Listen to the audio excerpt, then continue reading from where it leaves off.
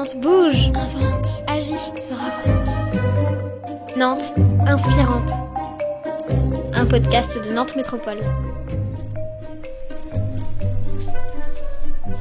Dehors, c'est tout blanc.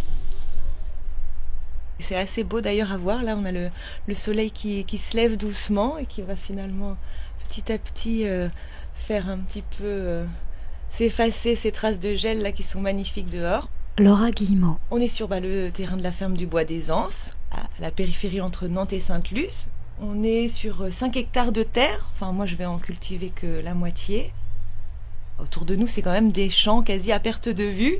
Et derrière le sous-bois, au loin là-bas, le périphérique qu'on entend au loin. Donc c'est vraiment un petit coin de nature avec la ville qu'on entend juste à côté. C'est un endroit un peu particulier. C'était cultivé la ferme du Bois des Anses pendant des années et des années, parce que c'était déjà, je pense, le grand-père Richard qui était là. Il reste donc Madame Richard sur les lieux et puis 2 locataires à elle. Moi, j'ai eu un très bon accueil de sa part, en fait. Puis elle a clairement participé à mon intégration du quartier, parce que c'est son initiative de dire allez, on fait un petit apéro tous ensemble avec les voisins pour que je vous présente.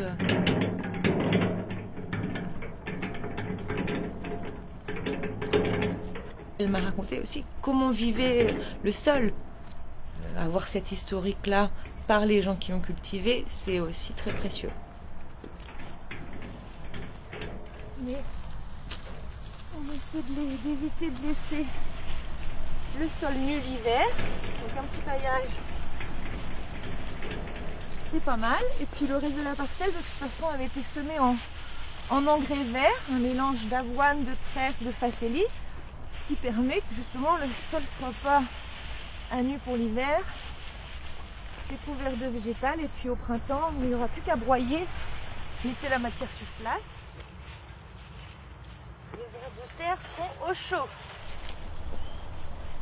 J'ai grandi à la campagne, dans un petit village du Cotentin, donc en Normandie, à 3 km voilà, d'une petite ville de 6000 habitants, donc dans un environnement plutôt nature.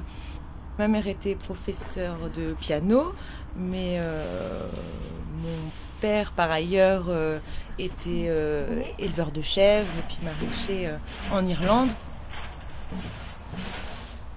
La passion du végétal, je l'avais déjà, même si je n'avais jamais imaginé en faire quelque chose de professionnel. Et j'avais aussi cet amour du spectacle, cet amour de la culture. Enfin, à la limite, c'est toujours un peu bête, on dit culture et culture, mais ça a quand même du sens pour moi, effectivement, les choses sont liées. Et puis, il y avait cette envie-là de créer des liens avec le quartier, et ça faisait partie clairement du projet des fermes de Doulon. Oh, on entend les plaques. Le fait que moi j'ai ce bagage un peu culturel, organisation de spectacles, pourquoi pas créer à un moment une expo de sculpture dans un contexte végétal où les gens seraient amenés à déambuler, créer un petit écrin de verdure, un petit coin où seront organisés les événements, quelques modules d'accueil du public. Voilà, donc ça c'est vraiment la vocation de ce petit coin de prairie là.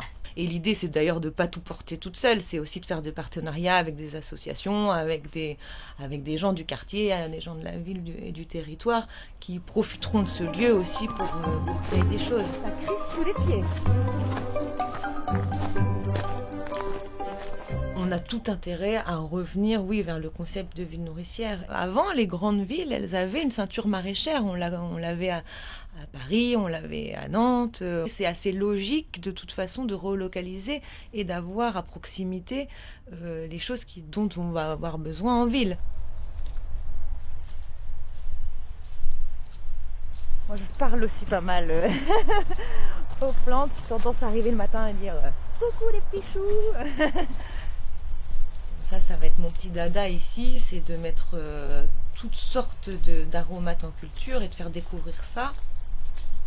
Quand on commence à cuisiner aux herbes, on s'ouvre de grandes perspectives.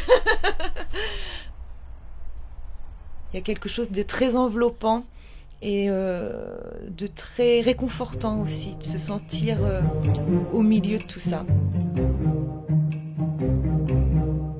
Nantes inspirante, un podcast de Nantes Métropole.